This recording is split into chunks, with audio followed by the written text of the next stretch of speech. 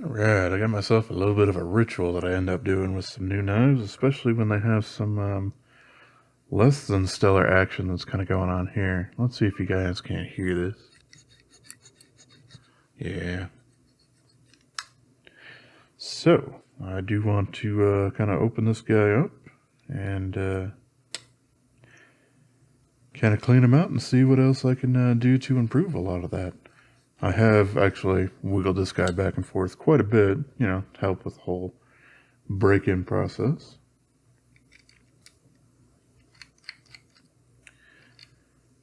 But yeah, this is certainly something that I do with basically all of my knives is, well, I want to see what's inside.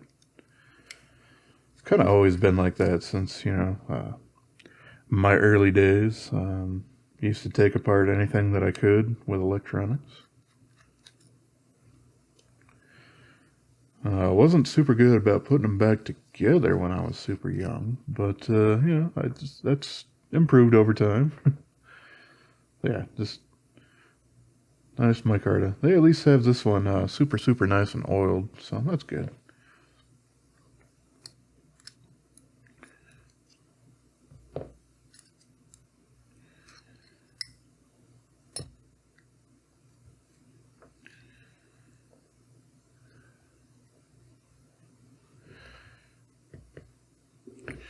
Alright, let's see. Oh, yep.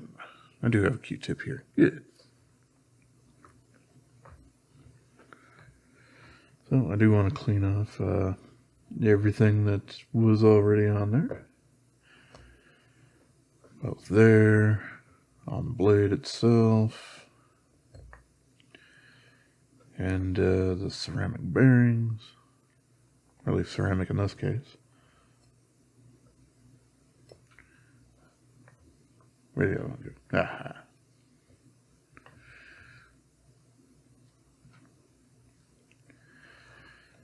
Okay. Cool. But I don't quite stop there. A lot of people will use rubbing alcohol. And while that's certainly cheap, I don't really have any at the moment, but I do have 100% acetone, so yeah, I'll do that as well. Just want to kind of clean up any of these surfaces here. I don't really bother using the acetone on the bearings. For one, it's not super great for the nylon cages, but yeah, you can see there's some gunk in there.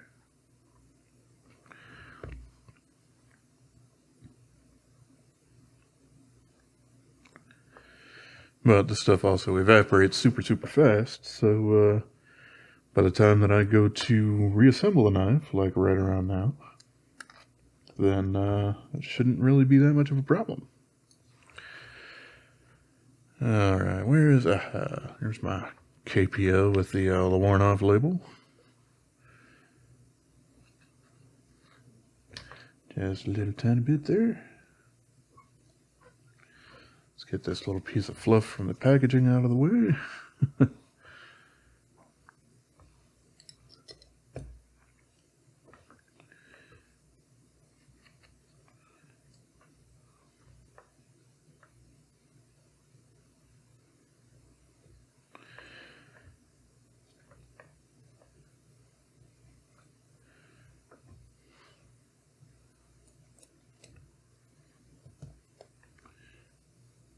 Hey, I did a pretty good job of centering that D-shaped pivot. Speaking of, here it comes. That's not the end of what I'm going to be doing with that.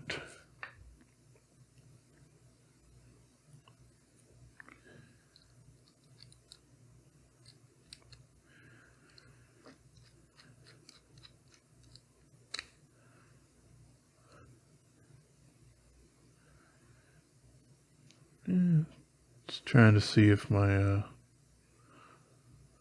T8 is getting a little bit rounded, and maybe just slightly. One of these screws was a little a little different and didn't quite grip, yeah, like that one would. So I'm just going to chalk it up to that.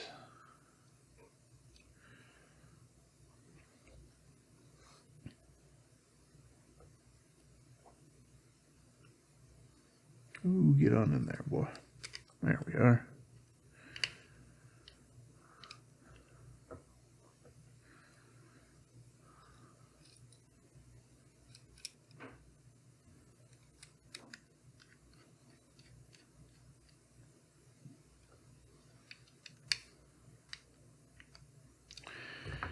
Okay. That's not too bad at the moment, but I haven't quite tuned the guy up all that much yet. But something that I certainly like to do with most Tucson's is use a little bit of threadlocker. I do have the chapstick version, but I bought this first, and so I want to actually try to use it up before I start going into something else. So that's what we're going to do here.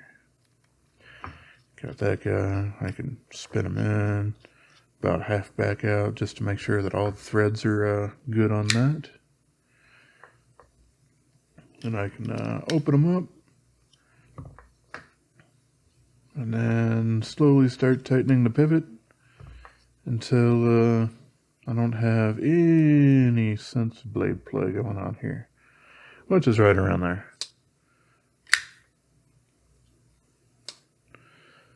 So yeah, this guy's not super bad. It's not going to improve to an amazing drop shut, at least not now. It might over time. But yeah, that is essentially what I do with a lot of knives after I've, tried to break them in and whatnot.